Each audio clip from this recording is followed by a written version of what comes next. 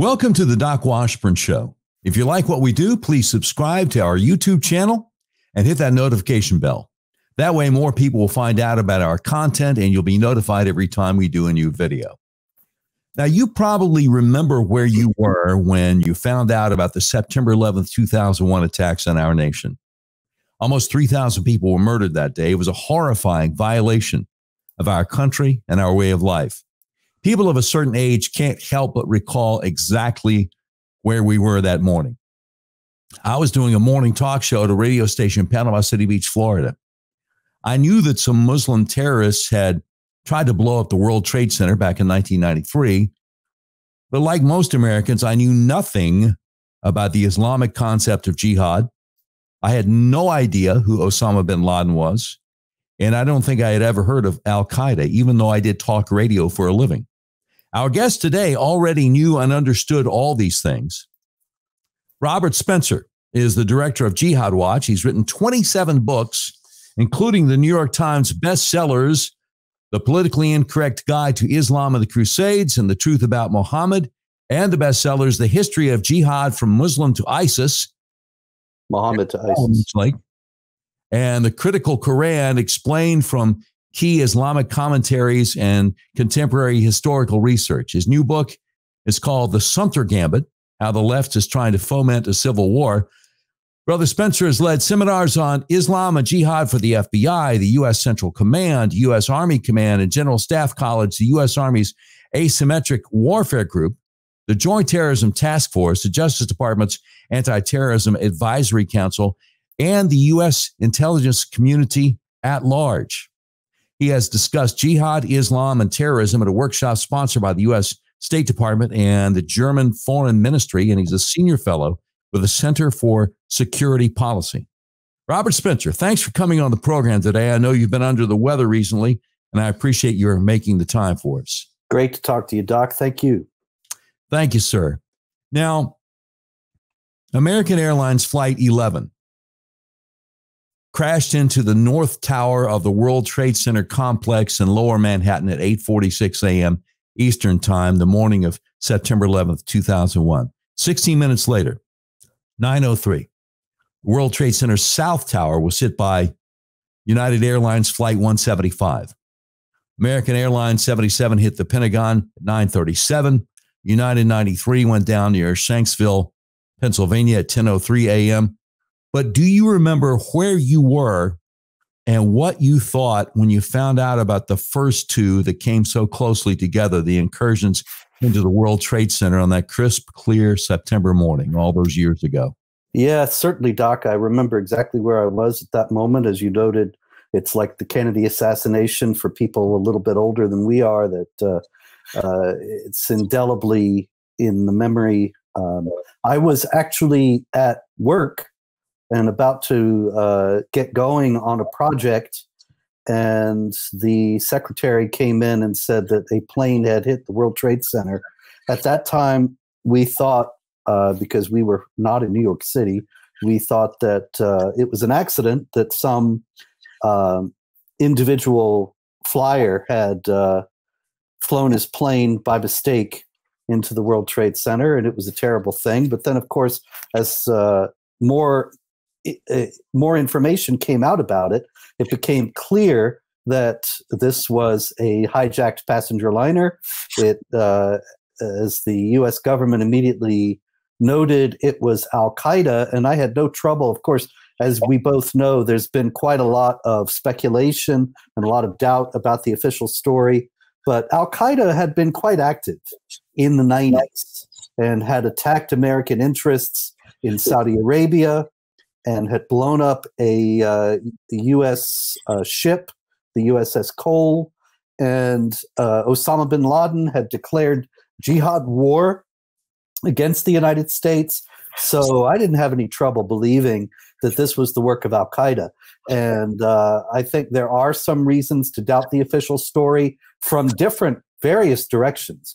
But it does seem clear for a number of reasons that this was indeed something Al-Qaeda did, that is backed up by statements and actions of their own people, their own allies, Osama bin Laden himself, as well as the defendants who are still awaiting trial 20 some years later now. It's appalling, but some of the key plotters have never been tried.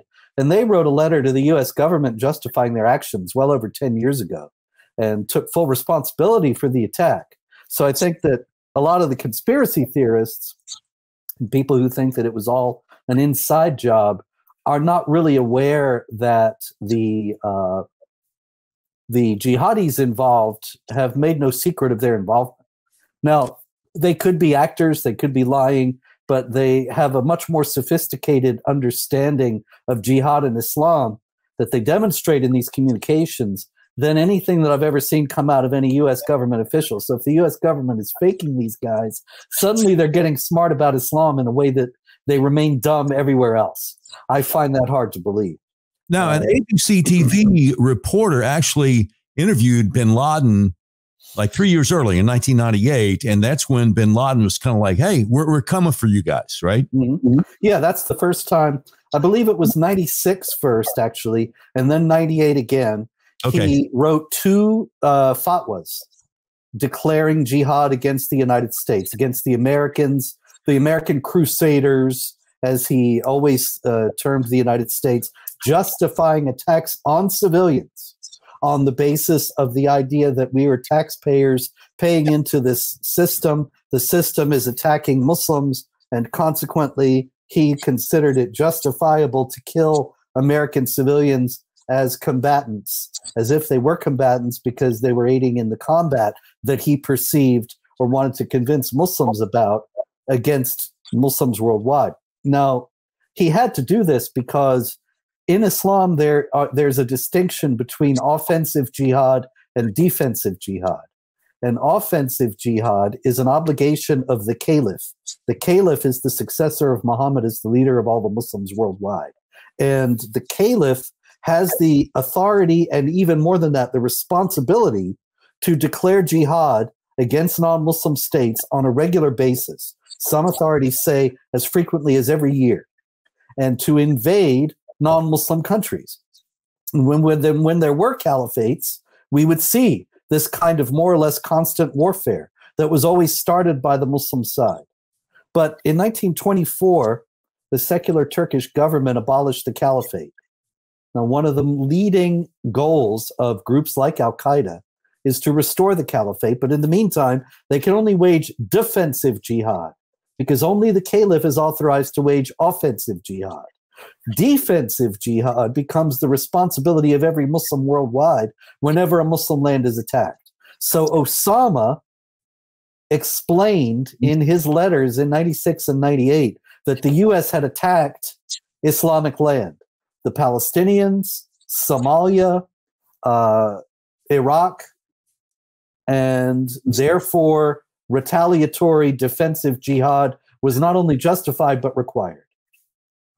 Well, so I'm thinking that a lot of folks who really haven't looked into Islam very much, when they hear you say something like, so this becomes a duty of every Muslim worldwide, they're thinking, well, gee, I work with some Muslims who just seem to be peaceful, moderate, mainstream folks who, eschew violence, and they may not be actually understanding what you're saying. How do you respond to people saying, well, no, wait a minute, every Muslim worldwide, most Muslims don't do jihad, so what are you even talking about? Well, what we're talking about is Osama bin Laden saying that it was now the responsibility of every Muslim worldwide to wage jihad. That doesn't mean that every Muslim worldwide thought, oh, Osama bin Laden says I should wage jihad, therefore I must wage jihad. Right. Osama bin Laden was never the Pope of Islam or the President of Islam, any kind of high authority in Islam. He was just a guy from Saudi Arabia who had a lot of money and a lot of connections. Yeah. And his family is one of the richest families in the world. And so when he said this, there were some Muslims who believed his reasoning and some who didn't. And of course, also, we have to factor in the considerations about every religious tradition, that not everybody who calls himself a Muslim or Christian or Jew or whatever takes it all so seriously. And so there were plenty of people who may have heard or may never have heard at all. But maybe I'm sure there were plenty of people who heard, oh, Osama bin Laden says we have an obligation to wage jihad against the Americans. And they thought, great, what's for lunch? They couldn't care less. And they would, if you ask them what they believe in, they would say they're Muslims, but that doesn't incur in them any particular sense of obligation. Right. We both know there are plenty of Christians who feel that way about Christianity, that if you ask them, they'll say, yeah, I'm a Christian, but they don't have the slightest awareness of the real teachings of Jesus or any interest in following them. And Osama bin Laden ain't even Jesus. So in the first place, you got lots of reasons why some Muslims might not pay attention to this. Also, you've got the fact that there's deception, that there were some who said, oh, yes, I have nothing to do with Osama bin Laden, and I'm completely against all that, when really they were all for it and were working on it via other means. I mean, I would say, for example, the Council on American Islamic Relations in the U.S., if you ask them, they hate Osama bin Laden. They have no understanding of Islam that's anything like his.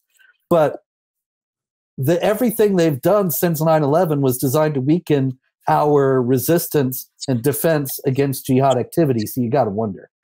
They were just going about it in a different way. Oh, very good point. Absolutely.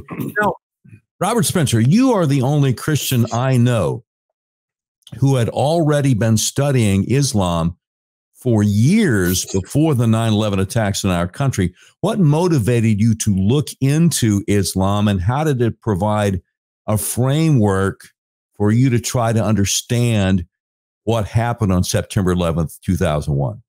Doc, that goes back to my own family history.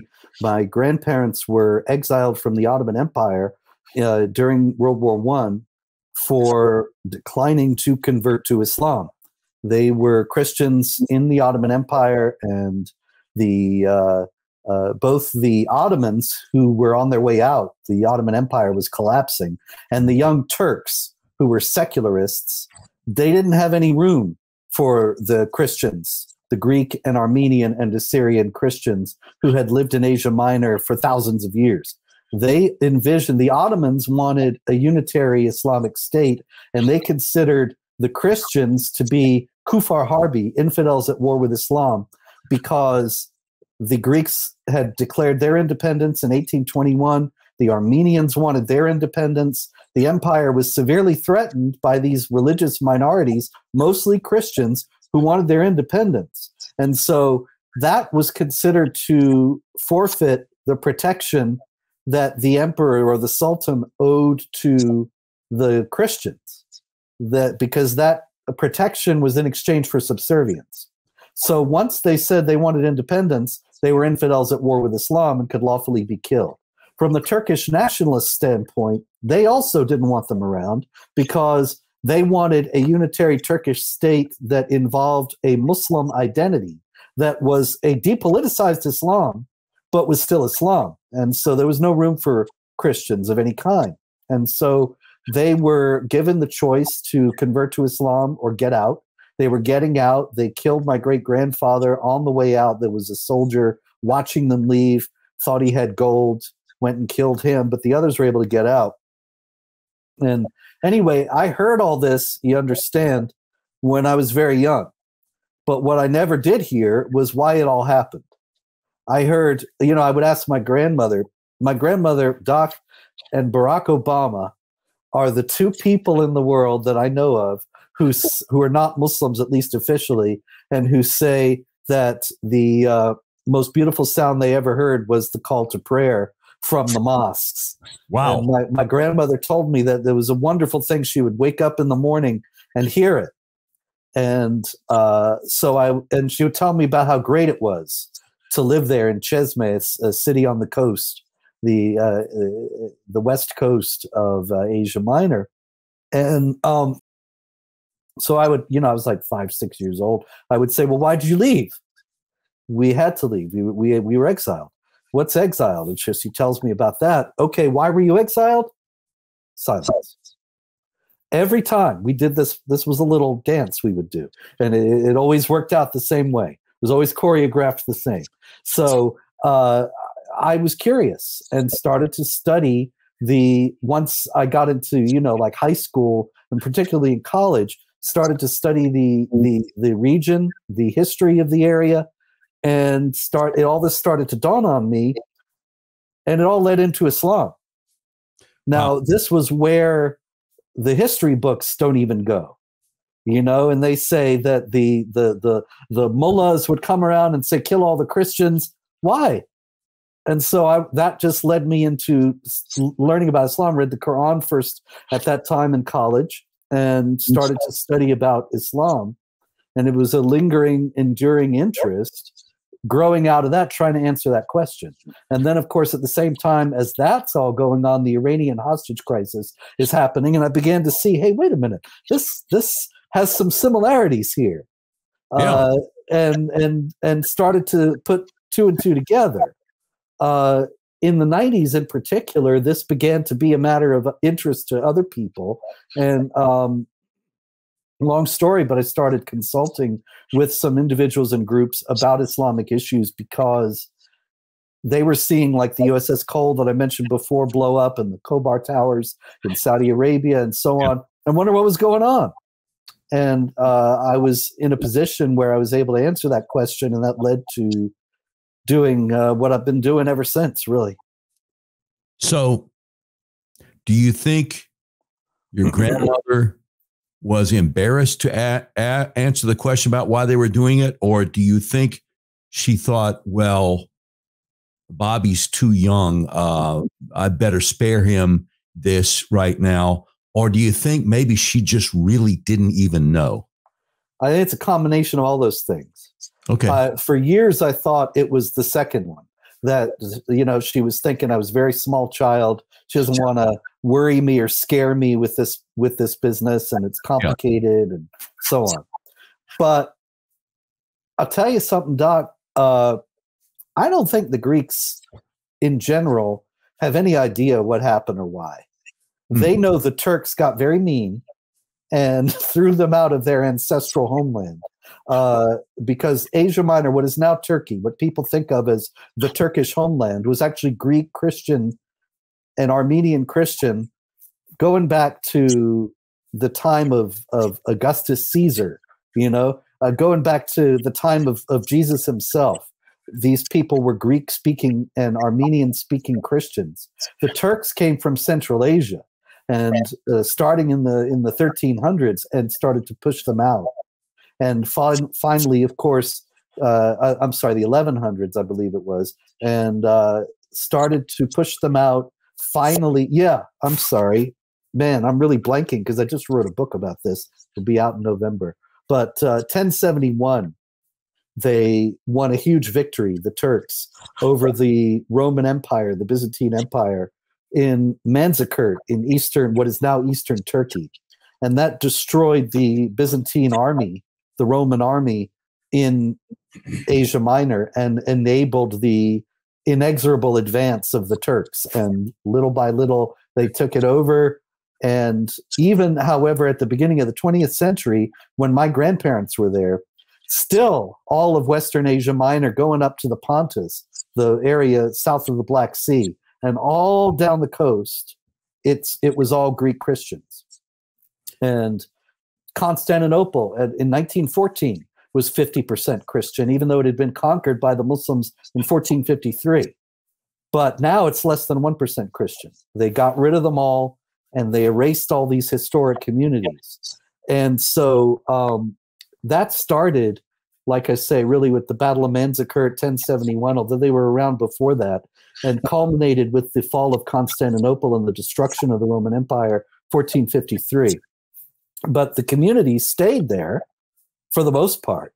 And it was only when the Turkish nationalists took over and said, there's no Turkish identity without Islam, they started getting rid of these people in large numbers. So I think she didn't want to talk about that. She didn't even know necessarily.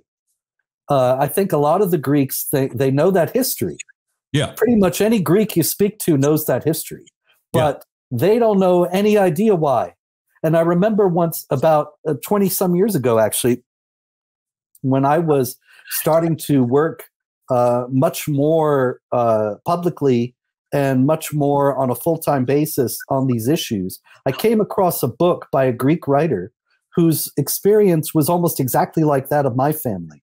Her grandmother was exiled, but they were pontiffs from the Black Sea area, and she gradually pieced the story together like I did. Yeah. And I read this book. I was very moved because it was just like story of my family practically, and it was really wild because she did something that I was never able to do. She took her grandmother back to Turkey, to the little town where she grew up, and they were walking down the street and they asked the locals, where were the Greeks living? Where were the Christians' houses? And the Turks said, no Christians ever lived here. They've completely erased the memory. Wow. Nobody knows. But the thing about it is, the reason why I'm telling you this, Doc, and going on is this. I wrote to that writer. I was so moved by her book. I wrote to her and said, gee, what a great book you wrote. And it was very powerful and it moved me. And as it happens, I'm doing work in understanding the ideological underpinnings of why that happened and what motivated these people to do these terrible things. Yeah. And she wrote back saying, you're a racist, bigoted Islamophobe. This has nothing to do with Islam. This is just the Turks being mean. And I think that's really the level that most Greeks are at, I'm sorry to say. In my experience, they have no idea why this happened. They think the Turks are just uniquely unkind and cruel people that they just happen to run up against. And that's about it. And so maybe she didn't know and couldn't tell me. Maybe she wanted to spare my feelings and not frighten me when I was a very small child. Maybe some combination of both of those things. More of our interview with best-selling author Robert Spencer is coming right up. If you've tried to buy a car recently, you realize you may have a hard time finding what you're looking for. People I know have actually bought vehicles from hundreds of miles away from where they live. That's where Red River Auto comes in. Red River Auto is a big old car dealership in the middle of the USA that believes in freedom, including your freedom to buy a car, truck, van, or SUV the way you want to. You can buy online and they'll drive it to you no matter where you are. Red River Auto wants to make your car buying experience as easy and transparent as possible. Red River Auto Group has perfected the online buying process. Just go to redriverauto.com and pick from hundreds of new and used vehicles. You can purchase a vehicle online. If you have any questions, one of Red River's trained experts will help you through the whole process. Red River Auto makes car buying online easy. Your whole car buying process is completely transparent. If you want to buy a car, truck, van, or SUV, order online from the nationwide car dealer that believes in freedom. The dealer that will deliver your vehicle to your front door, no matter where you live in the continental U.S., redriverauto.com. You'll be glad you did. I want to tell you about the best kept secret in American healthcare. Are you having problems with sinuses and allergies? Are you experiencing dizziness, vertigo, problems with your blood sugar, fibromyalgia, eczema, psoriasis, migraines? The Arkansas Upper Cervical Center might be able to help you. Let me tell you how. Your skull weighs anywhere from 8 to 15 pounds. It rests on the top bone of your spinal column, the atlas or C1, which only weighs 2 ounces. So it's really easy for your atlas to get out of alignment. If it does, your whole spinal column can get kinked up like a chain. When that happens, your central nervous system isn't able to communicate with the rest of your body as it's designed to do. I had severe hay fever for 5 or 6 weeks every spring all my life and migraines year-round. When I got my atlas adjusted, the hay fever went away and the migraines went away for good. Whatever malady you're suffering from, do yourself a favor. Call my friends at the Arkansas Upper Cervical Center, 501-279-2009 for a free consultation. They've helped so many people I know. Please call them to see if they can help you. That number for your free consultation is 501-279-2009.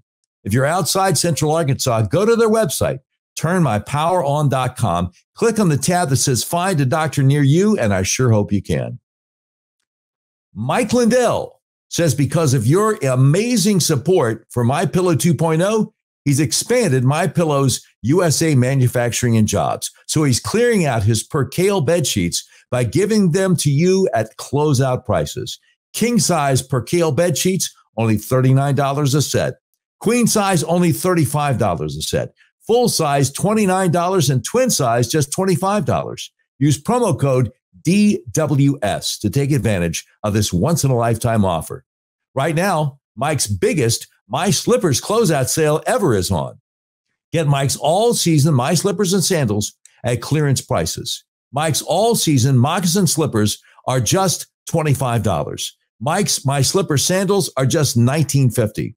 They're both made with Mike's patented impact gel that absorbs and relieves pressure so you can comfortably wear them all day long.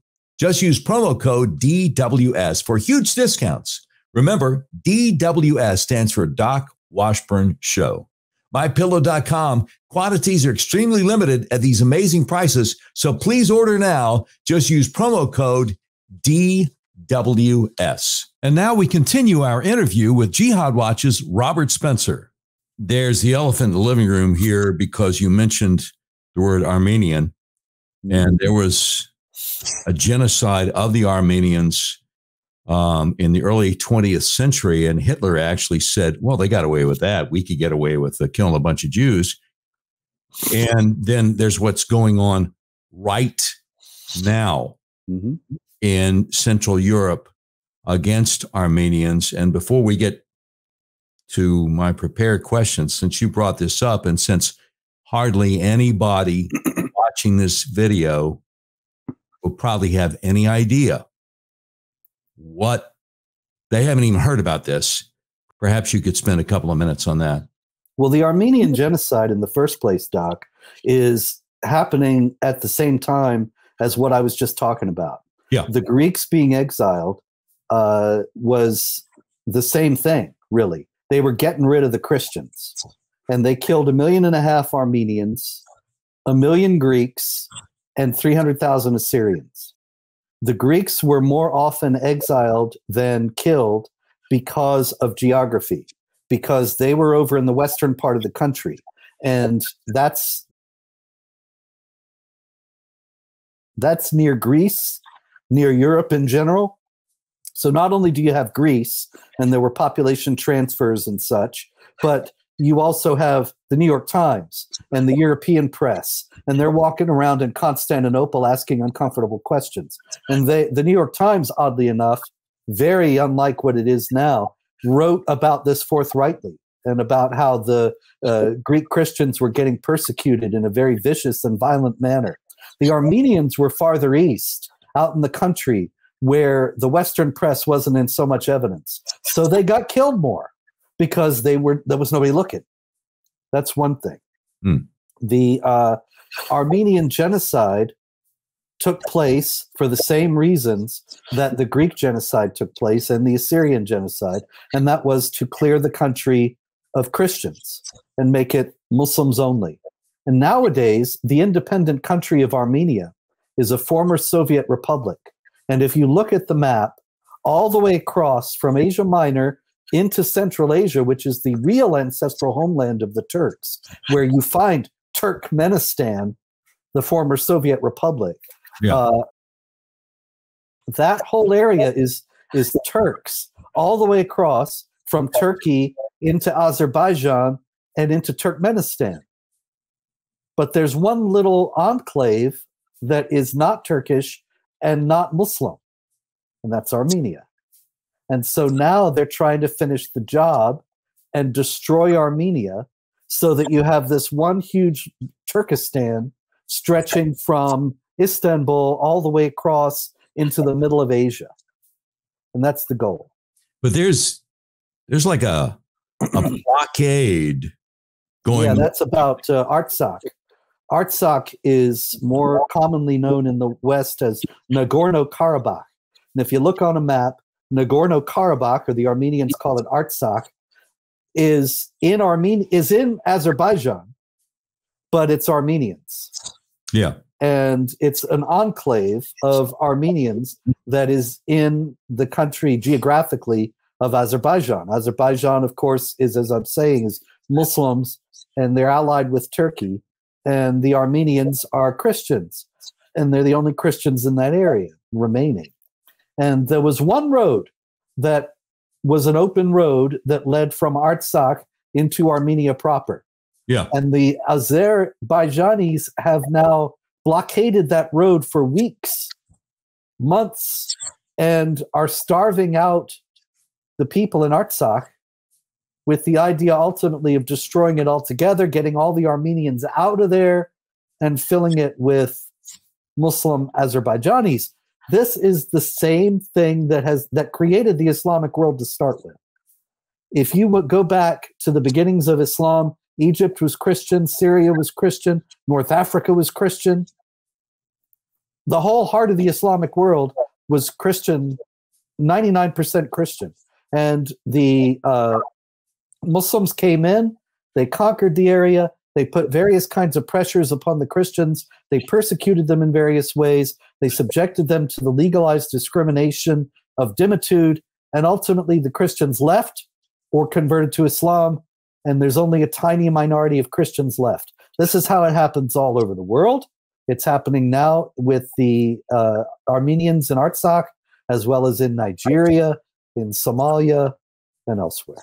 If only there was some kind of an energy company like Burisma in Artsakh that would be willing to give Hunter Biden $1 million a year to sit on their board, then perhaps the Biden administration, Secretary of State Anthony Blinken, could be talked into expressing some concerns for the people who are being starved there. But that's not happening.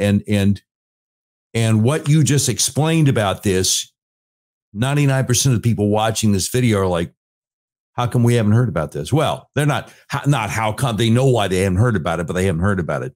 So getting back to the September 11th, 2001 attacks on our country, what do you think our leaders to this day do not want us to know about 9/11? That it was a Saudi-Iranian operation. That's the main thing. Yeah. The Saudis and the Iranians have both been multiply linked to 9/11. And I would imagine that if you went to New York City or Los Angeles or Chicago, which I wouldn't recommend, and walked down the street and asked 100 people, none of them, zero, would know that. But in the first place, the 9/11 Commission report had the famous 28 pages that were redacted that have never been fully released, although some of them were released a few years ago. But that was about the Saudi involvement. And we do know a great deal about the Saudi involvement. And also we know some things that we don't know. That is, we know that there's more to it, but we don't know exactly what it is. What I mean is this. In the first place, we know that there was a guy who was very close to the hijackers, who was working with the hijackers, and he had Prince Bandar, George W. Bush's friend, on speed dial. Why is Bandar talking to a guy who's multiply linked to jihad terrorists? Well, nobody ever asked him. Why did George W. Bush have Bandar to the White House right after 9/11? We don't know. But anyway, there are multiple high-level Saudis with very strange connections to the 9/11 hijackers. And also, like I said, multiple weird stories. There was a guy, Doc, I used to know. He's passed away now, but he was actually very sick at the time of 9/11. He was in the Mayo Clinic, and he told me this personally, that he had been in the Mayo Clinic all through the summer of 2001. And he was an American, but he said that pretty much 95% of everybody else who was in the Mayo Clinic in the summer of 2001 were Saudi sheikhs. And because they came over for our superior health care that we had then that we've thrown away. But anyway, that's another story. And on September 11th, on that morning, he was still there, this gentleman that I knew. And he told me he left his room and went downstairs for breakfast. And this is before the first plane hit. And all the Saudis were gone. The whole place had been full of them on September 10th. And on the morning of September 11th, It was cleared out. And every last Saudi had left the Mayo Clinic. Now, he was there. I have no reason to doubt his word. Another thing, of course, is that we do know that George W., the only planes that were flying after 9/11 were planes flying the bin Laden family out of the United States and taking them back to Saudi Arabia, even though there's never been any connection made, at least publicly, between the bin Laden family and 9/11. It was announced to the American people that, we were so racist and bigoted that we would go picking on this man's relatives, so they had to be taken out for their own protection. Okay, sure. But then you have other strange things. Like there was a story that was widely reported, actually, that then got lost. But there was a family in Florida, Saudi family, young family, 30s, little kids, and they had lived in Florida for some time. And on September 11th, it was just another day. It was a very beautiful day, as you may recall, all over the country. Yep. And they were the wife was making dinner. The little kids were playing in the yard with their toys. It's a normal day, beautiful day. And then they disappeared. They vanished. Nobody's ever seen them again. You can look this up. There's still probably, the internet's getting scrubbed, but I think you can still find the story about this. The food was still cooking on the stove, and the toys were still strewn around the yard. And the family was in the middle of living their life in Florida, and they vanished. Wow. Now, where'd they go and why?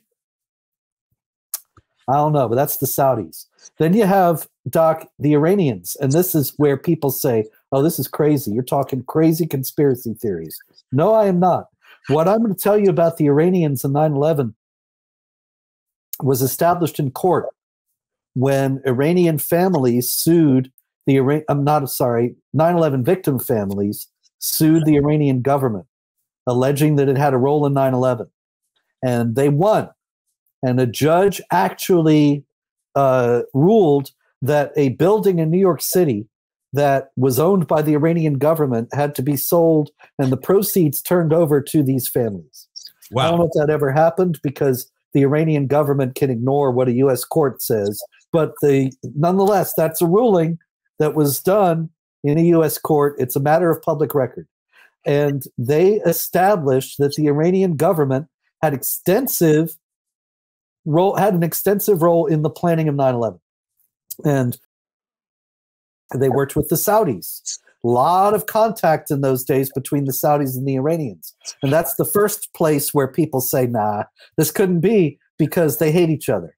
And they do hate each other. But there's an old Arabic expression that translates, my brother against my brother, but both of us against our cousin. They hate each other, but they hate infidels more than Sunnis hate Shia and vice versa. So they're happy to work together against non-Muslims. The clearest indication of this is the fact that Iran to this day funds Hamas and Palestinian Islamic Jihad, which are Sunni jihad groups fighting against Israel, even though Iran is Shiite. So anyway, the thing about 9/11 and the Iranians, Imad Mughniya was a Hezbollah operative who had been in the United States, crossed over from Mexico, incidentally. And Imad Mughniya flew, personally escorted some of the 9/11 hijackers into Iran. And from Iran, their passports were not stamped when they went to Iran, so it wouldn't raise any suspicions when they returned to America. They were taken into Afghanistan to the Al-Qaeda training camps and trained how to fly planes and all that stuff. And then they went back to the United States. The Iranian government actively facilitated all this, knowing exactly what was going to happen and working to make it happen. And Imad Mughniya was their guy. Hezbollah is a wholly owned and operated subsidiary of the government of the Islamic Republic of Iran. Wow. Wow.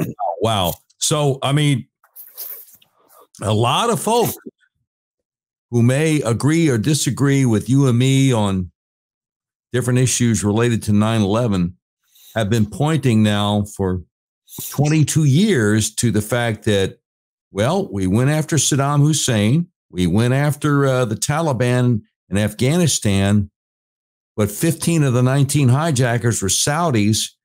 And we just had Saudis are our friends. And, you know, you kind of really gave a lot of detail on that. So let me ask you something.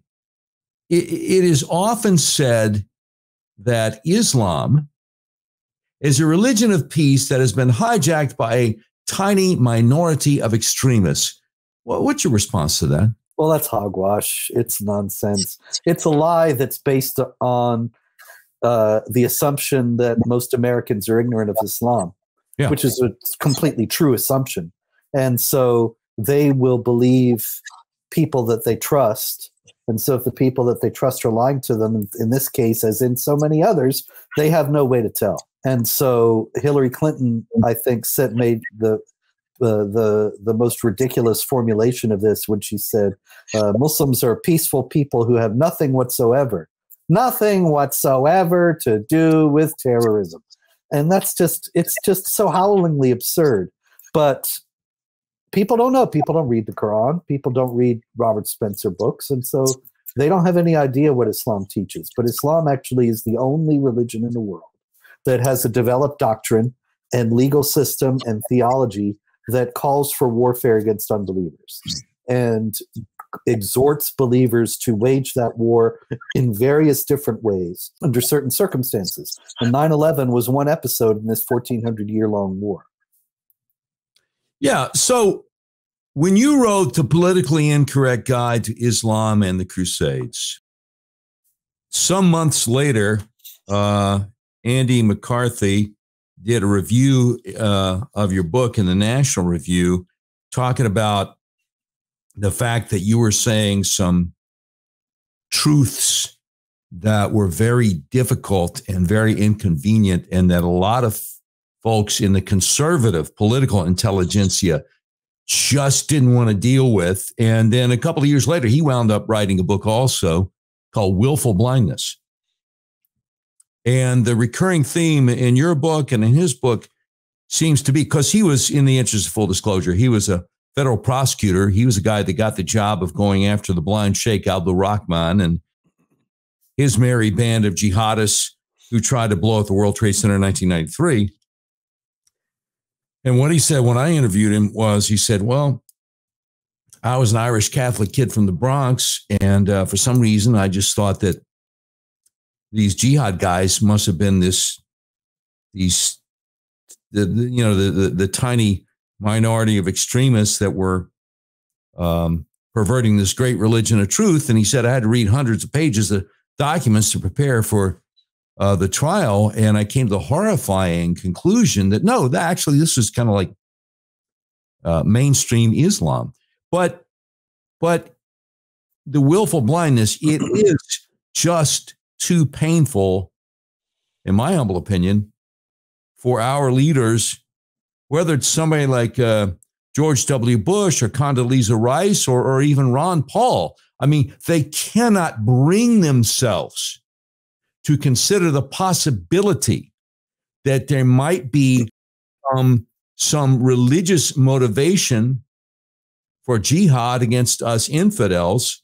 You even debated a guy who's very popular in conservative circles, a guy named Dinesh D'Souza, who's well known for some pretty good documentaries, political documentaries going after Obama and stuff like this. But back in the day, he was one of the leading voices saying that, the Islamic jihadists, well, they are motivated by the decadence of American society. And actually, conservative Christians and traditional Muslims ought to have a lot in common. And, he didn't do too well in the debate because you were bringing facts. So maybe you can speak to not only Dinesh D'Souza debate, but this bigger problem of willful blindness amongst our leaders, even hardcore conservatives. Yeah, it's a very large problem, probably larger than it was even then. But I can tell you that Dinesh D'Souza debate, Doc, that was at CPAC, the Conservative Political Action Conference of, I believe it was 2007. Yeah. And I was told, I didn't know this at the time of the debate, but I was told after the debate by somebody who was in a position to know. I don't want to reopen this old controversy and get everybody talking, but so I'm not going to name names here, but I can certainly name names to you in private and tell you the whole story. But in any case, a very well-placed source told me that CPAC's board actually had a meeting in which I was one of the primary topics of discussion. Now, these are the leading members of the conservative movement in the United States, or at least the leaders of the American Conservative Union, which put on CPAC. And they thought that it was a very important item on the agenda for the 2007 CPAC conference that what I was saying be discredited. And they spent the better part of a whole meeting of this board trying to figure who would be the best person to debate and destroy me at CPAC so that my ideas would not take further hold among conservatives. And they picked Dinesh D'Souza. Now, as you said, and I share the view, but of course that's me talking, but I don't think he did very well in the debate. But the idea was this was the Republican conservative establishment, and they set up that debate because they wanted to push the notion that Islam was a religion of peace that had nothing to do with terrorism. And that was why they did it. There was another piece of this, and that was the Wall Street Journal. Gave a talk in New York City. This goes back probably 20 years.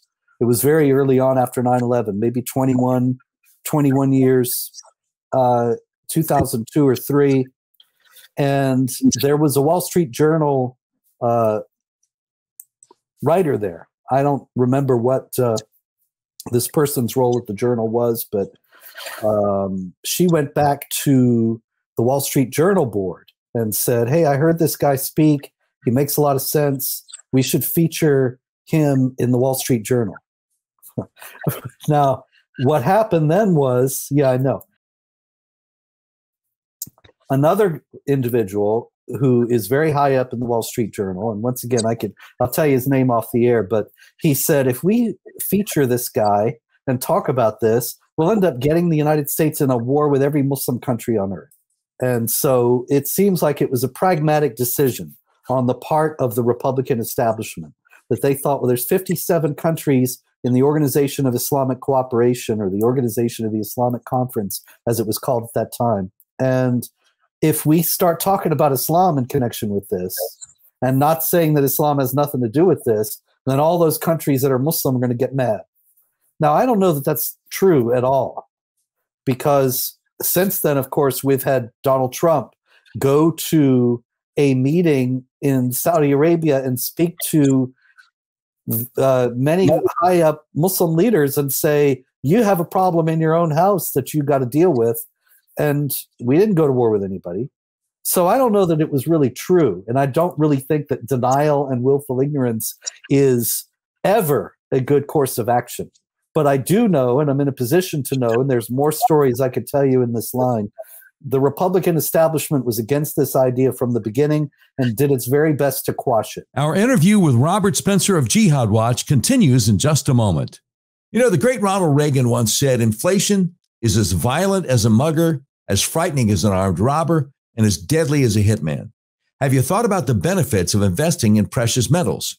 Here are 5 profound benefits. Number 1, investing in precious metals is a hedge against inflation. Number 2, it's a great way to diversify your portfolio. Number 3, asset liquidity. Number 4, precious metals tend to be a store of value. They don't tend to depreciate over the long haul. And last but not least, number 5, precious metals can be a hedge against geopolitical uncertainty and the struggling U.S. dollar. Andrew Sorcini with Beverly Hills Precious Metals has been involved in gold and silver for over 40 years. Beverly Hills Precious Metals brings precious metals to the homes of everyday American citizens. Mike Flynn told us about them, and they are our gold buyer of choice. To find out more, just Google Beverly Hills Precious Metals. Make sure you ask about the General Mike Flynn silver coin and tell them Doc Washburn sent you. Beverly Hills Precious Metals helps folks protect their finances, wealth, and investments. If you want to drop your big liberal cell phone carrier, Patriot Mobile America's only Christian conservative wireless carrier is a perfect solution. Patriot Mobile has exceptional nationwide coverage and uses the same towers the main carriers use. Patriot Mobile guarantees your coverage. Patriot Mobile has plans to fit any budget, along with great discounts for our veteran and first responder heroes, as well as multi-line users. And switching to Patriot Mobile usually only takes 15 to 20 minutes. When you switch to Patriot Mobile, you shift your support from the leftist progressive agendas of Big Mobile to the Christian conservative causes of Patriot Mobile. Patriot Mobile donates a portion of every dollar earned to organizations that fight for causes you care about. A portion of every dollar they earn is given back to the causes that support organizations that fight for First Amendment religious freedom, freedom of speech, Second Amendment right to bear arms, sanctity of life, and the needs of our veterans and first responders. Now more than ever, it's important to band together and support companies that share our conservative values. Switching is easy. Just do what I did.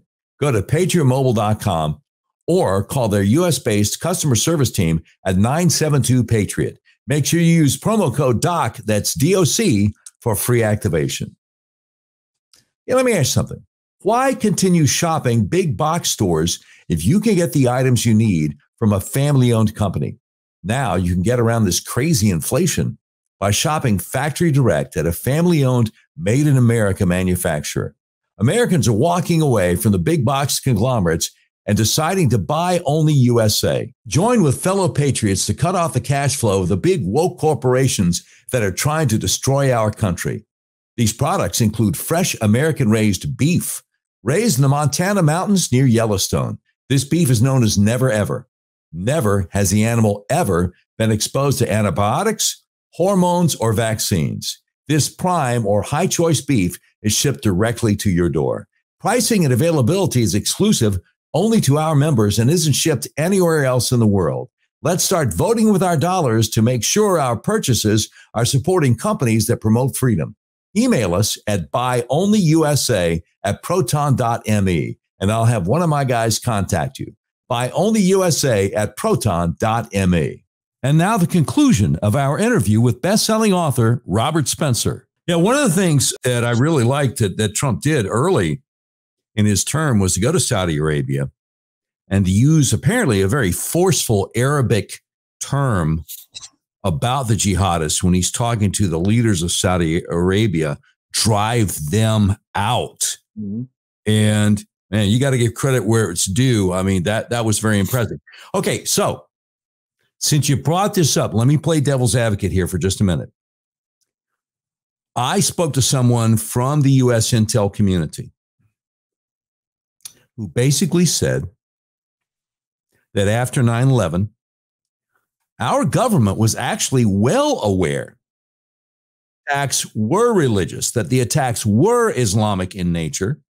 They are under no illusions about that, but they also had the belief that there were probably hundreds of millions of Muslims who might not be aware of that because a lot of Muslims aren't really schooled in the Quran and the other so-called holy books. And there were facets, there were people high up in our government, politically and the intel community, who didn't want to make hundreds of millions of Muslims worldwide think, oh, so I'm the enemy, huh? Because I'm a Muslim, huh? Well, we'll just see about that.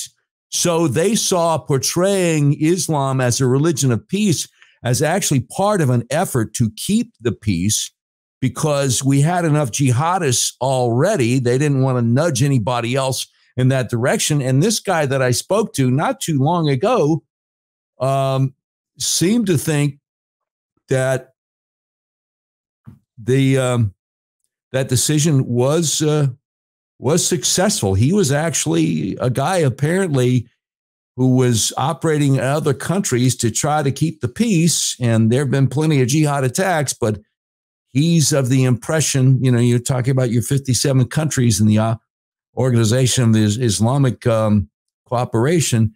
He's of the impression that if we just said the truth and accepted, well, you know, there it is. There it is in your hadith. that things would have been a lot worse than they were. What do you think about that? Well, of course, in this first place, we'll never really know. We can't really say. He can't say with any greater authority than I can say the contrary, that this would have happened, because nobody really knows what would have happened. But I can give you some details that contradict that. In the first place, I did want to note before I start that he's making essentially the same argument that the Wall Street Journal guy was making. Exactly. That if we say this, we'll end up with a much wider conflict. Yeah. Now, the thing is, though, that the Muslims are the first people who know that Islam is not a religion of peace. They will say that to lull Westerners into ignorance and complacency, but they know full well, they know better than we do what's in their texts and teachings. And at other times when this has not been such a point that was controverted, not such a controversial point, that is, you have Muslims freely avowing and openly avowing, yes, of course, there's violence that's justified in these various circumstances, and this is part of our religion, and so on, and making no secret about this. So acknowledging that, I doubt, would have enraged people who know that it's true. And calling upon them, nonetheless, to, for pragmatic reasons, resist these people is perfectly reasonable course of action that I think has been borne out by a lot of what has happened in the world since then. That we have the Saudis still working with the United States to some degree. There's a great deal of debate as to how beneficial that alliance really is to the United States, but they know very well. These guys are Wahhabis. They're very hardcore. They know very well that Islam doesn't teach peace. And they never had any trouble helping us against al-Qaeda, because al-Qaeda threatened the Saudi monarchy as well as it threatens us. Sure. Because al-Qaeda believes that there only should be a caliph and no king of Saudi Arabia. Yeah. And so even though they knew that what al-Qaeda was saying about Islam was true, they don't want it. And if we had been more intelligent and appealed to people on the basis of these pragmatic considerations, we don't have to get into theology and talk to them about changing their religion. Just like the Abraham Accords, you know, that Trump brought about. We didn't go to we didn't go to Bahrain and what's the other one? The UAE. Djibouti. Say Djibouti is peripheral.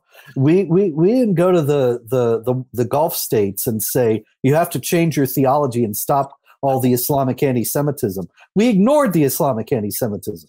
We didn't pretend either that we didn't go to them and say, hey, we know that Islam loves Jews, because the Quran says the Jews are the worst enemies of the Muslims. That's chapter 5, verse 82. You can look it up. And so if the Quran says that, then it's just fatuous to go to them and say, we know that Islam loves Jews and Judaism. You don't have to say anything at all. You can just say, look, we know that you are states right next to Iran, and that Iran has designs on you, and you are Sunnis and they are Shia, and Israel is also threatened by Iran. So really your interests are better served by an alliance with Israel. And they say, yeah, of course, that makes sense. Now, maybe it's not going to last because of Islamic theology, and ultimately the anti-Semitism will reassert itself. But insofar as it does last, it's a benefit for everybody involved. And that didn't, you understand, we didn't have to go and play pretend about Islamic theology to get that deal. We didn't say anything about Islamic theology, and we shouldn't have said anything about it after 9/11. So it also might not last because of the Biden administration's concerted efforts to undercut peace in the Middle East. I recently talked to Frank Gaffney, Center for Security Policy, who says that Joe Biden is not only compromised by communist China, he's captured by communist China. So the question that I have, because you had a recent book out about how we lost Afghanistan, is Joe Biden also captured by the jihadists. Oh, yeah. Oh, yeah. And he's aiding them in any way he can. The primary example of that is the Taylor Force Act. The Taylor Force Act is a Trump-era law that was passed and is still the law of the United States, named after an American who was killed in Israel and in a terror attack. And the Taylor Force Act specifies that no U.S. funds can be given to an entity that supports terror. The Palestinian Authority pays the families of terrorists and pays imprisoned terrorists. So we shouldn't be giving them a penny. And the Biden administration is blithely ignoring the Taylor Force Act and lying about it, saying there's a humanitarian exception and you can give humanitarian aid. In the first place, there is no such exception in the Taylor Force Act. And in the second place, that's a stupid argument because if look, Doc, if you have $100 and you're going to go buy meth, then I give you $50 and say, don't buy meth with this, only buy lunch. Well, then, okay, your other 100 is freed up to buy the meth because you have my 50 to buy lunch with. You don't have to spend your 100 on it. That's third grade stuff. If we give the Palestinians money, they have more money for the terrorists. And the Biden administration is doing this over and over. And of course, there's the notorious withdrawal from Afghanistan. Yeah. Money is fungible. And I just don't think anybody, talking about the notorious withdrawal from Afghanistan, I don't think anybody who paid attention to how the Biden administration did that, because there's a guy recently who testified, I'm a sniper, and they wouldn't let me shoot the guy who we knew was going to do the suicide bombing. We knew that's why he was there. We knew he was about to kill a bunch of our brothers in arms. And I could have shot the guy and taken him out, and they wouldn't let me. So there's nobody who looked at that whole situation and thought that Biden and his team were trying to do anything but get Americans killed and get Afghanis who had cooperated with us killed. There's no other way of looking at it, right? Oh, yeah. Look, we had Bagram Air Base. Bagram Air Base was secure. We could have gotten everybody out safely through Bagram Air Base. Instead, Biden's people closed Bagram Air Base in the dark of night without telling the Afghan government, and everybody had to go through Kabul Commercial Airport. And so there was huge crowds. You remember the videos, and the most ruthless and strongest people got to the front of the line to get on the planes. Who were they? The terrorists. Yeah. And we have imported plenty of them over here. You wrote a book called The History of Jihad from Muhammad to ISIS. I held it up earlier. It goes through 14 centuries of jihad. Your last chapter deals with the 9/11 attacks in our country.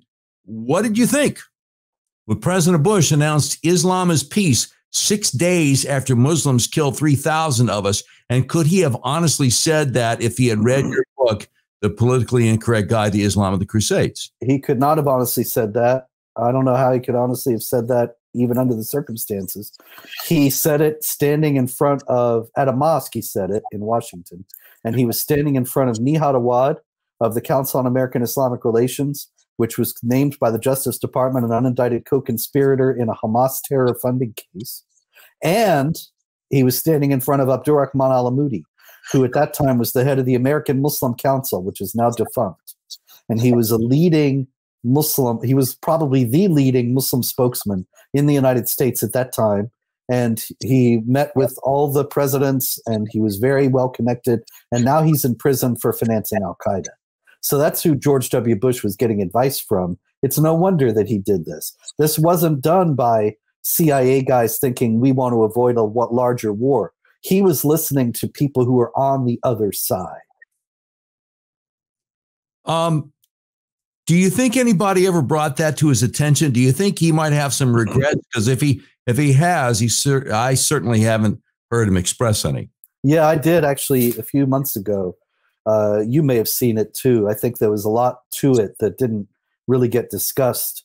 But he was giving a speech somewhere, and he said, and it's terrible how there's been this invasion of a defenseless country for no reason by unscrupulous people who lied about their motives, something like that. I'm paraphrasing from dim memory, but you can look it up. It's not hard to find the video. And he says, it's terrible what happened to Iraq.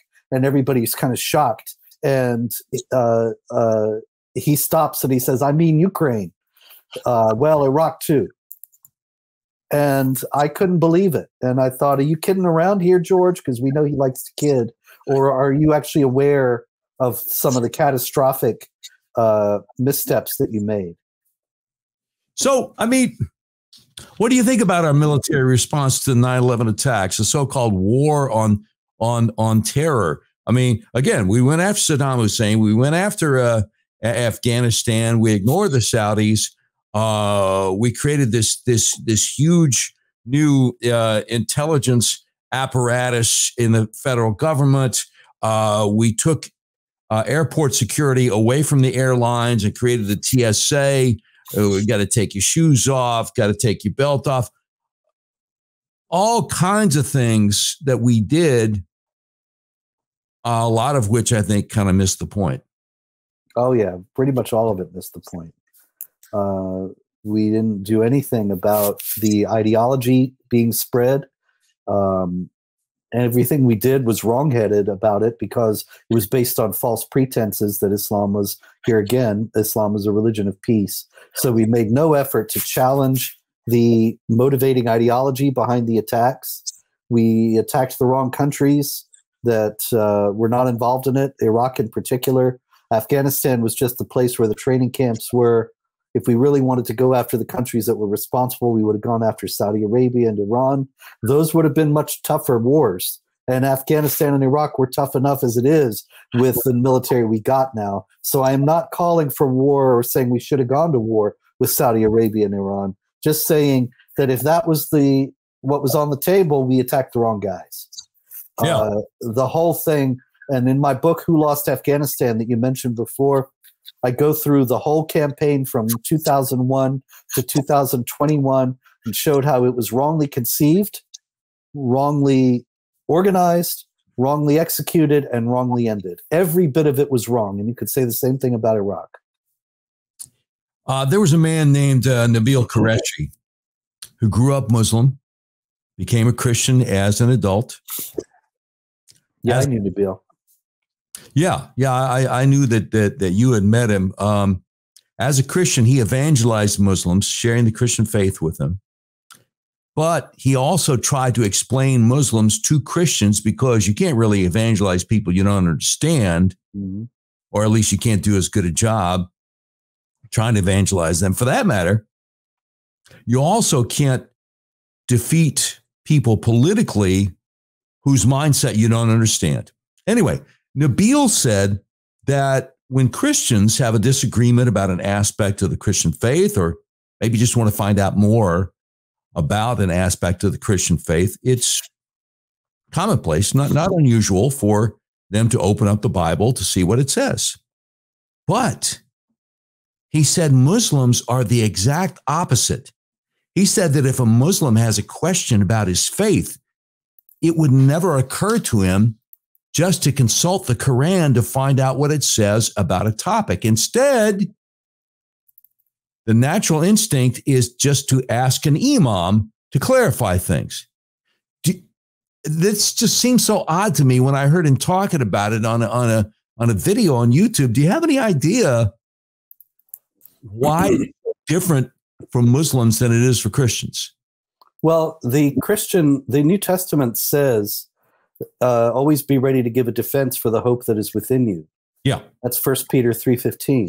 Yeah. The Quran, I was just actually trying to get it on the screen here. The Quran says something that's pretty much diametrically the opposite of that, and that's in chapter 5, verse 101. O you who believe, do not ask about things which, if they were made known to you, would trouble you. Don't ask questions, see? But if you ask them about them while the Quran is being revealed, in other words, if you live in the 7th century, they will be made known to you.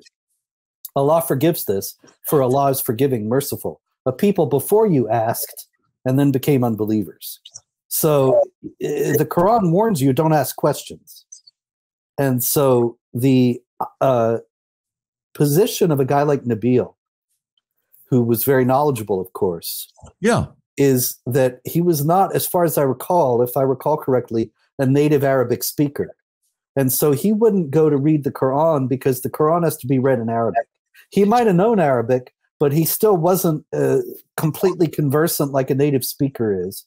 Okay. And so he would not consider that he could just go to the Quran and get it, because also the Quran contains this warning that if you ask a question, you might get misled. So the best thing to do is to go to somebody who you think knows and let him tell you. And you're not asking in the sense that you're challenging him or trying to think something through for yourself. You don't do that. You just take what he says. And you just want to make sure that you're a good Muslim and yes, and crossing the T's, dotting the I's. So this brings us to something we mentioned earlier. You recently released a book called The Critical Quran, Explained from Key Islamic Commentaries and Contemporary Historical Research. Why is it important for us non-Muslims to get a book like this? Because you know as well as I do, 99% of Christians have never opened a Quran. Why is it important that they would look at this new Quran book that you did? The Muslims, we may not be thinking about the Muslims, but they're thinking about us. And as there is mass Muslim migration into Europe, and there's going to be Muslim majorities in European states, Italy, Germany, France, UK, Sweden, probably within the next 20, 30 years. This is going to change the world in immeasurable ways. And it's, I think, incumbent upon Christians and other non-Muslims to be aware of what Islam has in store for us, because they will be here and be our neighbors, and this is going to transform society in ways people have no idea about. But for example, in Pakistan, just a few days ago, there were a couple of Christians who were accused of blasphemy for desecrating a copy of the Quran. And 26 churches were burned, and hundreds of homes of Christians were burned by Muslims who were enraged at this. And I was seeing all this and thinking, people have no idea, but this is going to be happening in the UK and in Germany and in Dearborn and in Newark and in Los Angeles in a lot sooner than people think. Oh, yeah. Yeah. So in the interest of full disclosure, after the 9/11 attacks, when I noticed that Robert Spencer, who is a longtime friend of my family, was starting to write these best-selling books about Islam and about jihad, I would interview him when a book would come out, and I would talk about his website, which he started about a year and a half after 9/11, called jihadwatch.org. And I was in Panama City, Florida, where there is a sizable Muslim community. And the sizable Muslim community there in Bay County, Florida, wasn't too happy with me bringing Brother Spencer on the program. And so one time they got an imam all the way from Georgetown University to call up and challenge Robert Spencer live on the radio. Yes, there's actually a mosque funded by the Saudis on the grounds of this Catholic University, Georgetown. And so you've done thousands of interviews since then. I don't know if you remember this one too well, but your basic attitude was, oh, great. Here you are, an imam, a peaceful, moderate, mainstream Muslim who just wants everybody to get along. Let me give you some of the verses there out of your Quran that guys like bin Laden are twisting, wink, wink, taking out of context, so you can explain to all Doc's listeners how they're hijacking your great religion of peace. And so you start talking about slay the infidels, smite them on the neck, take no friends from among the Christians and Jews. Do you remember what the imam's response was? I'm sorry. No, you got to help me out here. Okay, that's okay. The imam's response was classic. He said, well, what about Hitler? Timothy McVeigh. Oh, yeah. And you and I are both going, what a Hitler Timothy McVeigh have to do with this great opportunity we're giving you to explain to all Doc's Christian listeners how your great religion of peace is being hijacked by the bad guys like bin Laden. He's like, well, Hitler and Timothy McVeigh, they were Christians and they were terrorists. And okay, we were like, okay, number one, they weren't Christians just because they were Caucasian and not Muslim. And number two, you're missing a chance here to tell everybody how bin Laden's getting your religion of peace wrong. And he just couldn't do it. And you're on social media a lot. You get challenged to debate a lot by Muslims who consider themselves to be, quite the apologists for their faith. And they're thinking, how hard would it be? I can just knock this guy out in a debate. But if you have the truth on your side, that makes things very difficult for them. And also, when you attempt to respond to people using logic and linear reasoning, and all they have is name calling, I mean, is it kind of like Groundhog Day for you? It's just the same thing over and over again? Yeah, absolutely. And really, I've done a lot of debates with Muslim spokesmen, but it's always the same. You know, there's an old joke about it's like trying to play chess with a pigeon, and all the pigeon does is knock over all the pieces and strut around on the board. And that's kind of like debating any Muslim cleric or Muslim spokesman, because they just engage in personal attacks.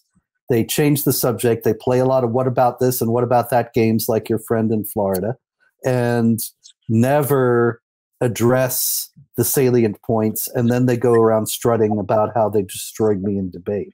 Yeah. And so it's pointless. I'm happy to talk to anybody, but it's a lot easier to talk to somebody who's operating in good faith. And I've never yet in all these years found a Muslim spokesman who is operating in good faith and being honest about what the teachings of Islam are and what the implications of that are.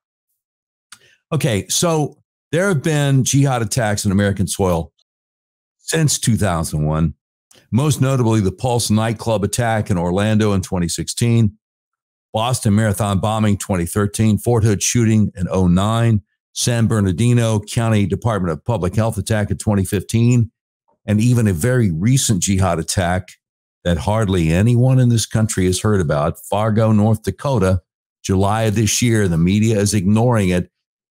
And we'll get to that here in a moment. But there hasn't been another big attack like 9/11, 2001. Does that surprise you? No, not really, because I know that after 9/11, there were some communications that were intercepted from Al-Qaeda and other groups talking about how it was important to change strategy and to focus on infiltration in the first place of government and law enforcement, and that's done great. They've done that very well. And on small-scale attacks that would destabilize low-level government and law enforcement, but not on the big catastrophic attacks, which they were considering brought far too much attention to their activities and their organizations, and made it incumbent upon the United States government to take action against them in a way that it had not before. And even though that action was, as we have discussed, completely wrongheaded and stupid and poorly executed, it's worse than having them welcome you and buy you lunch and ask how they can help you, which is the strategy that they chose. So you have the Council on American Islamic Relations representatives, and they go into the Department of Homeland Security, and the DHS guys buy them lunch and ask them advice. And give them tours. And explain what they do and how they do it and why they do it and the whole thing, because they're acting nice to me. They must be friends, right? Yeah. And they reject violence, so they're moderate. Oh, and that means they're our friends. Yeah, I mean, they're pro-Palestinian over there with the Israel, but they reject violence. Yeah, if they pressure Israel enough, then that'll be fixed too. See. So let me delve into this attack in Fargo, North Dakota, July 14th, 2023. As we record this just a little over a month ago, could you tell our viewers a little bit about what happened that day? And the FBI, once again, this guy was on their radar screen. Mm-hmm. Yes, he was. His name was Mohammed Barakat, and he had quite a large assemblage of weaponry. And there were indications that what he was doing was planning to hit, I forget what they call it, the Fargo, some kind of festival, big Fargo City festival that was going on that day. And there would be thousands of people there, just like, any fair or festival in any other state. And he was planning a massive jihad massacre at this festival. And he was on his way there. He was driving there with his trunk full of guns, automatic weapons, ready to kill hundreds of people. And there was a car accident, a minor car accident, but it blocked the road, and he couldn't get through to get to the fair. So he stood by there in the parking lot right next to the accident on the road and waited for the police to show up to deal with the accident. And when they did, he opened fire. He killed one policeman. He wounded two others. And then he was taken out in a firefight with a fourth. And immediately after that, the Fargo officials said they have no idea why he did this, even though every bit of his modus operandi corresponds to repeated exhortations from Al-Qaeda and the Islamic State to mount lone wolf attacks in the West, to blend in and appear secular, shave your beard, don't go to mosque, and then mount an attack when nobody's expecting it. Nobody has raised that as a possibility. It's not on their radar screen at all. And then it turns out the guy was reported to a terror database that the FBI maintains of people who are potential terror threats. And that was all we heard about that. Nobody has explained what he was doing that got him reported. Nobody has explained anything more about his motive, and there have been active attempts to cover the whole thing up, especially his motive. But that kind of thing is reflexive nowadays, Doc. There was another one recently. The guy didn't end up shooting anybody, but there was a teenager, a Muslim teen in Philly just last week, who was arrested, stockpile of weapons again, planning a large-scale jihad massacre again. His father turns out to be a very prominent defense attorney in Philadelphia, Muslim also. And the first thing that the DA says, Larry Krasner, this has nothing to do with Islam. Islam is peace. It's a knee-jerk reaction by this point. All government officials and law enforcement officials know they have to say that no matter what. And they'll be saying it, when the guys come to slit their throats. They'll say, well, I'm just want to make it clear that you guys are not representing the true Islam and that real Islam is peace. Yeah. Yeah. Larry Krasner is one of those prosecutors George Soros funded. And there are mothers of murder victims there in Philadelphia in the African-American community who are furious with Larry Krasner for basically not going after the murderers. But that's one other show. Speaking of the FBI, you had a Draw Mohammed cartoon event in Garland, Texas, May 3rd, 2015. And the FBI definitely had an eye. They had their eyes on your event. And, this has been over 8 years ago. Can you tell people what happened there and how the FBI's involvement was questionable? Yeah, it was highly questionable, Doc. We, Pamela Geller and I, organized that Muhammad art exhibit and cartoon contest in response to the massacre of the Mohammed cartoonists at Charlie Hebdo magazine in France in January 2015. And we were trying to make a statement that we were going to stand up against this bullying, this violent intimidation, stand up for the freedom of speech, and say, you say you're going to kill us if we draw Mohammed, that makes it incumbent upon us to draw Mohammed. Not because we're actually trying to offend you, but because if we bow to you in this, then you're just going to have more demands because you'll be encouraged. And this bullying will lead to more bullying, and you'll think you can get anything you want from the West by threatening to kill us. And of course, that's largely true. But in any case, in those days, we were trying to take a stand against it. We knew what the stakes were. We knew what the implications were. And so we spent quite a lot of money. If I recall correctly, it was about $12,000 on security. And this was Pamela Geller and me. We raised money for this and hired the people ourselves. These were retired NYPD. We had a SWAT team. We had retired policemen from elsewhere. And we had one guy, a great friend, who has also now passed away since then. But he was organizing the security, and he got in touch with the FBI and said, please let us know if you hear of any threats so that we can be prepared. And the FBI said, absolutely, you will be the first to know if we hear of any threats. And we will be working with you and your team to stymie any people who try to stop this.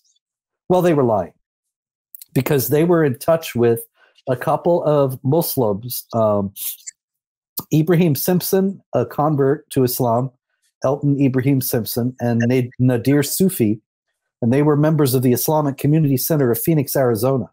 And they drove 8 hours from Phoenix to Garland, Texas, which is right next to Dallas. And they had guns, and they were going to kill us all.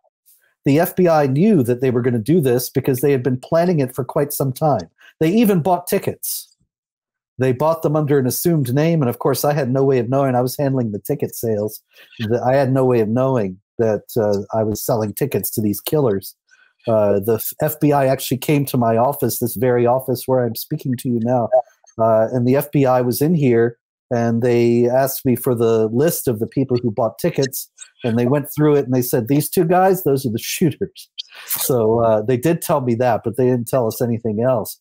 Yeah. They did not, above all, they did not alert. That was after the shooting, by the way. Sure. Before the shooting, they didn't tell us anything about these guys. And they didn't tell our security team that anybody was threatening our event. And they had an informant who was posing as a sympathizer, and maybe he was, because that guy was encouraging them to come shoot us all. Now, Doc, I've never been an FBI agent, but if I had been an FBI agent and I had heard that there was going to be a place where there were going to be 200-300 Americans and that a couple of jihadis were going to come and try to kill as many of them as they could, I would have had a couple hundred FBI agents there and police and whoever else was necessary to make sure that the Americans were safe and the jihadis were stopped. Yeah. But all the real FBI had was one guy who was actually encouraging the jihadis. Well, now, if I understand correctly, they did have one FBI agent there, right? Mm-hmm. And what did he do? There was actually, yeah, that's right. There were two guys because they had one inside, and he was texting the guys outside, the jihadis and the informant, about our security arrangements. And then there was the guy, the informant, who was following the jihadis in a second car right behind them. They came into the parking lot one after the other. Yeah. And the two jihadis came out with their guns drawn, shot one of our guys, didn't kill him, shot him in the leg. And then they were shot by our guys. But the informant was encouraging them this whole time, telling them tear up Texas. Okay, so the FBI had an agent inside who was texting the bad guys, and the guy who was tailing them was the informant. I thought the actual FBI agent was tailing them, but it was the informant was driving. FBI informant was tailing them, but they also had a guy inside. And the guy inside was telling them about our security arrangements, which explains why they drew their guns, because, see, I had sold them tickets, Doc, so they could have shown their tickets. They still wouldn't have gotten in because we had metal detectors, but they didn't try to get in that way. They just drew their guns right away, which shows that they knew that we had security all over the place and they were going to have to fight their way in. But it didn't work out for them. But no thanks to the FBI. The FBI clearly wanted us all dead. In the interest of full disclosure, May 2015 would have been right in the middle of the 4 years in which, well, no, longer than 4 years, but May of 2015 was when James Comey was director. And Barack Obama had just said, the future must not belong to those who slander the Prophet of Islam. Well, there you go. There you go. There you go. Obviously he meant it. There seems to be a pattern, though, with the FBI. Turns out the Russians had warned the FBI about the Tsarnaev brothers who perpetrated the Boston Marathon bombing. We hear a lot about the so-called lone wolf attacks, but don't a lot of these guys seem to be known wolves? The FBI knows who they are. Yep. And, you know, like Mohammed Barakat in Fargo, and it's over and over again we hear about this. So the FBI really, you know, I grew up watching that show, the FBI. This is dating me.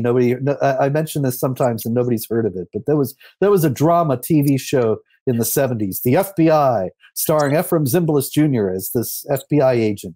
And I thought these guys are, sterling, unimpeachable, courageous patriots. And now I realize this is a corrupt, politicized, sinister organization that does not have the best interests of Americans at heart and ought to be shut down. There was a longtime congressman out of East Texas, Louis Gohmert, after the Boston Marathon bombing. He had Robert Mueller under oath. Mm-hmm. And he said, you know, the Russians warned you guys about these Tsarnaev brothers. You knew who they were, and you knew what mosque they attended.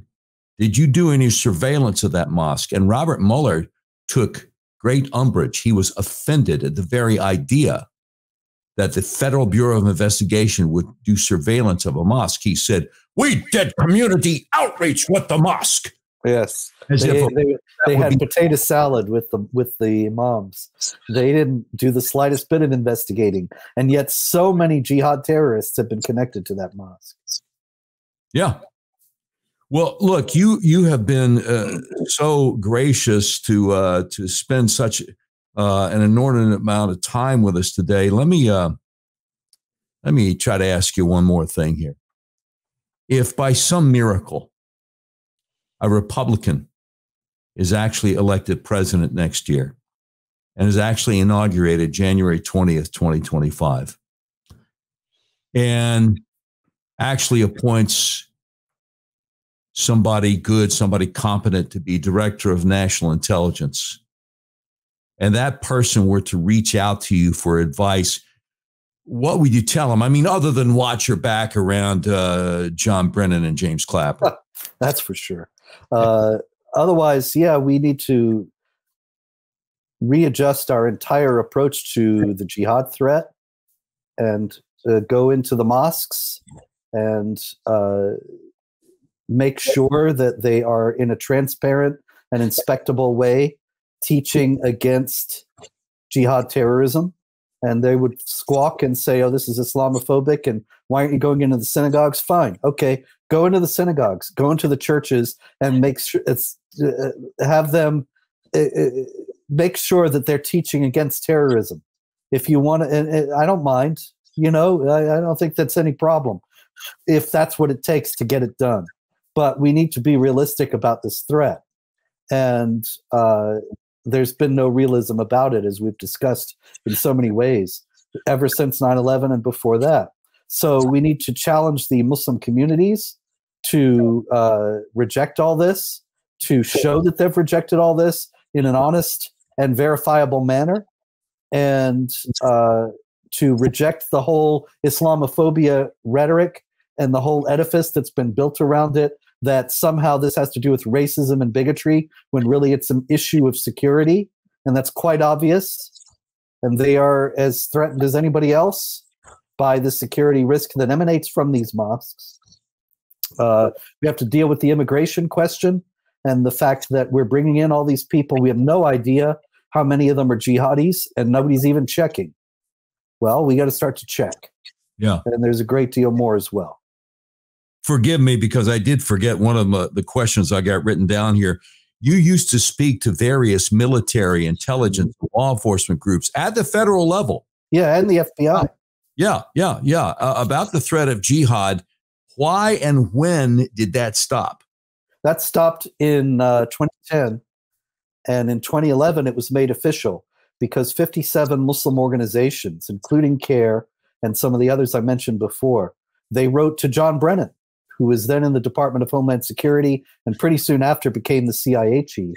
And they specifically named me and said that I should be fired as a trainer for military and FBI, and that all materials that mentioned Islam in connection with terrorism be removed. And Brennan immediately complied. He wrote back saying, oh, yes, we will do this. He did it. That's when the Obama administration began the Countering Violent Extremism program, which very studiously never explained who the violent extremists were. And so at that time, I was objecting to it on the basis of the fact that they were ignoring jihad and refusing to admit its existence. But now we see that it's even worse than that, because violent extremists are that's an elastic grab bag kind of term, and you can make anybody into a violent extremist. And now this very sinister regime that's in power is making ordinary Americans who object to the left's authoritarianism and to the sexualization of children and so much more that's coming out of the regime. They're the violent extremists now. And so the other shoe has dropped. Yeah, there's a guy named Philip Haney wrote a book, See Something, Say Nothing. And he worked for, I believe, DHS, and it put together a broad range, a database about all these jihad influences. And after Obama took over, he talked about seeing them basically deleting his stuff out of the government computer system in real time. And I interviewed him a while back, and he died under very mysterious circumstances. Very highly questionable. A couple of bullets on the side of a highway there in Northern California. So much could be said. Robert Spencer, the website is jihadwatch.org. Some great books like the New York Times bestsellers, The Politically Incorrect Guide to Islam and the Crusades, The Truth About Muhammad, bestsellers like The History of Jihad from Muhammad to ISIS. Let me hold that up again. Looks like this. And the Critical Quran Explained from Key Islamic Commentaries and Contemporary Historical Research.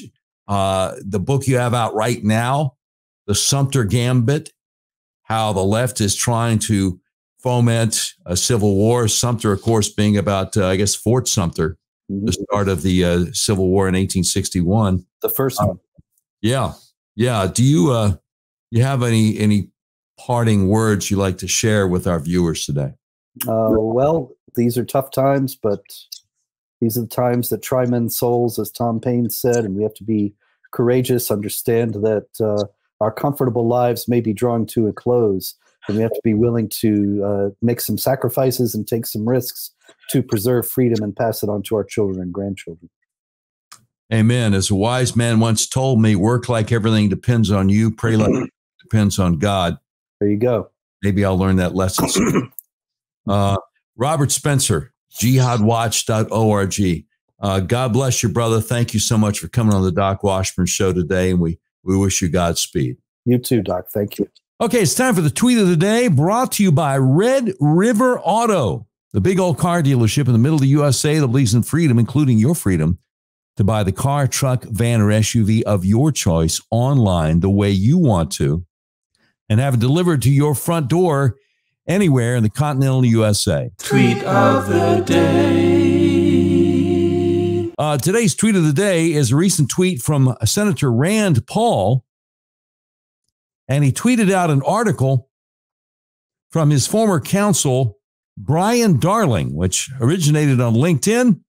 TheHill.com picked it up, and it is entitled "The Criminalization of Politics to Get Trump is Endangering Everyone's Rights." Now, I will preface sharing this article with you with one caveat. Brian Darling and I disagree on one thing. He says he does not believe that the 2020 presidential election was stolen. I'm pretty sure it was. So why am I sharing his article with you in this tweet of the day today? Because everything else he says in this article is so important that I wish every American would read it. That's why. So here's what he says. The U.S. Constitution is clear. Political speech is protected by the First Amendment. Also, battles over the acceptance of electors to validate a presidential election are wholly within the political realm and should not be subject to criminal sanctions.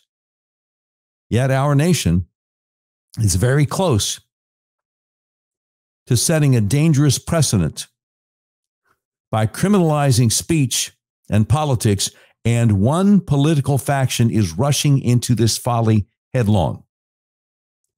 If the Biden administration is allowed to criminalize speech and politics, we will become a nation where the losers of presidential elections are arrested instead of being sent into retirement with book tours and libraries.